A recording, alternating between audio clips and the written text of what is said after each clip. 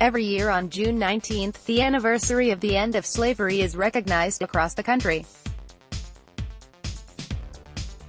The day marks the anniversary of when General Gordon Granger arrived in Texas with his Union soldiers in 1865 and proclaimed that the Civil War was over and that slaves there were free.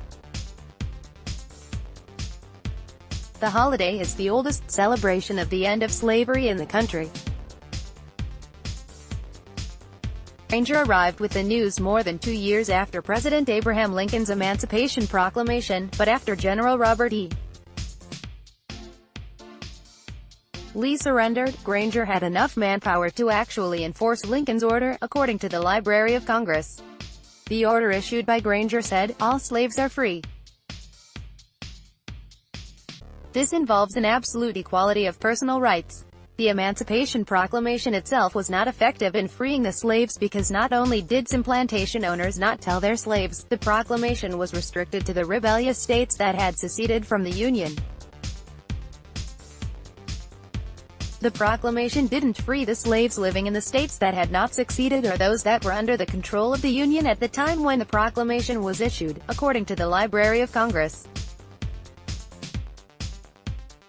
It was also issued before the Union won the war, and was dependent on that win. Today, Juneteenth, sometimes called Freedom Day, Emancipation Day or the Second Independence Day, is not a national holiday, though many have argued and marched for it to be one. There are 45 states and Washington, D.C. that celebrate the holiday locally.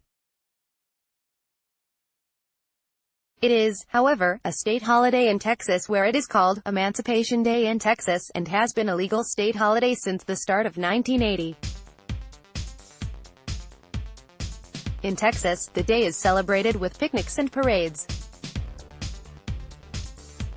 The state sponsored its first Juneteenth celebration in 1980. Celebrations were planned for cities across the country this year, including in several New York City boroughs, Chicago and Philadelphia.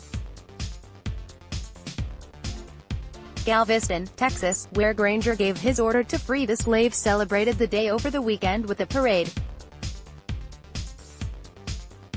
President Donald Trump issued a White House statement Tuesday honoring Juneteenth. "As a nation, we vow to never forget the millions of African Americans who suffered the evils of slavery," said the statement. "Today and every day, we recommit ourselves to defending the self-evident truth boldly declared by our founding fathers, that all people are created equal."